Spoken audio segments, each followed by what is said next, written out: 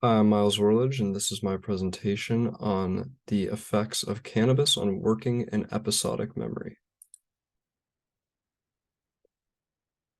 So the effect of marijuana on cognitive processes is largely unexplored, mainly because of its status as a Schedule 1 controlled substance. So episodic and working memory may be affected by cannabis. It's thought that acute instances of delta-9 THC intake impairs working and episodic memory. Chronic marijuana smoking significantly impairing working and episodic memory is largely unknown. Meta-analysis of previous studies suggests that this is not impaired due to chronic marijuana smoking. So for the first study, it was set up with 10 individuals, all young adults, 5 female and 5 male. All of them were casual marijuana smokers, meaning that they smoked between once a week and once a month for the past year. Exclusion criteria for the participants included history of substance abuse, drinking habits, cigarette habits, and family history of drug dependence. The individuals were paid for their participation, and bonuses were awarded for fast and accurate responses. The experimenters set this up with 1 training day and 2 test days. During the training days, subjects were able to become familiar with the computerized cognitive tasks and procedures, and they also smoked a cigarette containing no psychoactive substances in order to get the technique down so that it could be properly controlled. During the test days, participants either smoked a THC or a placebo cigarette. An EEG was monitored during these tasks, and the task combined working and episodic memory. So there were 3 parts to the task: a word presentation phase, a working memory phase, and a word recognition phase. The word presentation phase was a sequential list of 20 words displayed on a monitor. Half were in red and half were in green. Words were displayed for about half a second, and all of these slides in these tests had a specific interstimulus interval, meaning that between the slides there was a certain amount of time. The participants during the word presentation phase were asked to remember the word and the associated color. During the working memory phase, dot stimuli were displayed in one of 6 positions for 50 slides. There was a high load phase and a low load phase that put more strain on working memory or less strain on working memory. Half of the slides were matches and half were no matches, and participants had to respond as to whether they matched depending on the condition. For the word recognition phase, episodic memory was tested through a series of 40 words, and they had to respond whether the word was old or new and whether it was red or green. Half of these words were new and half of the words were old. For data analysis, false alarm and hit rates were used to calculate signal detection accuracy, or D prime, and also response bias. The dependent variables were the EEG data, signal detection accuracy, and response bias. Independent variables included smoking THC or not, the recording interval, and the task condition/trial type. And then they used a repeated measures ANOVA in order to determine the significance of these results. So here I've included a table from the study. You can see based off of the asterisks indicating significant data.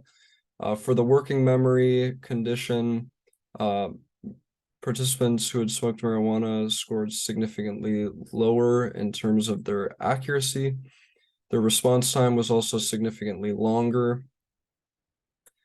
And as you can see, for new words, participants tended to think that words were new when they weren't, leading to them to get less of these slides correct in the marijuana condition as compared to the placebo.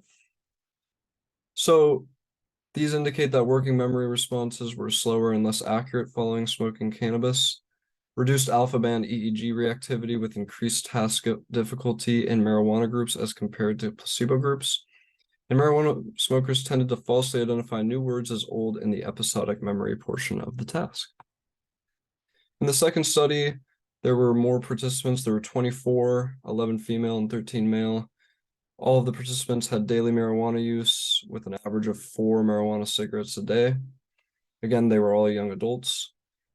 And the inclusion criteria for this study in order to participate were that these participants had to be healthy based off of psychiatric and physical examinations. This experiment was set up in a very similar manner. There was 1 training and 3 experimental sessions. Before testing, UDS, breathalyzer, and a light meal for participants' choice was administered prior to testing. This was to control for drug use and then also food intake prior to the testing. Data was calculated at a baseline and then 5 times within 200 minutes of that baseline. And then there was a group receiving no THC, a group receiving low dose THC, and then a group receiving higher dose THC. Sessions were also separated by at least 72 hours. So this task was very similar to the previous. There were 3 parts, identical to the previous. The differences were that there were 24 words in the word presentation phase, and the participants were asked to respond with the number of syllables in the word. It was either 1 or 2. In the working memory phase was identical to the previous study, but with an average ISI of 4,000 milliseconds or 4 seconds. There was a low load and a high load condition, slightly different than the one before, but working in the same manner as in the previous experiment. For the word recognition phase, there were 48 words, half matched, half didn't. Pretty much the same setup as the previous study. For data analysis, the independent variables were dose of THC and time of data collection. Dependent variables were cognitive performance and neurophysiological measures via EEG. And then they analyzed the significance via a repeated measures ANOVA. So the results, as you can see on the graph that I've pasted, you can see that response accuracy was not significant overall in any of the 3 groups. Word recognition for old words, there really wasn't any greatly significant data here, but there was a response bias that you can observe in the new words graph, where you can see that the individuals receiving a higher dose of Delta-9 THC tended to recognize new words as old words compared to the lower and placebo groups. So performance accuracy was not significantly affected by marijuana smoking. Response bias in participants who were high tended to label new words as old. Marijuana also reduced P300 amplitude and EEG power in the alpha band of the spatial working memory test.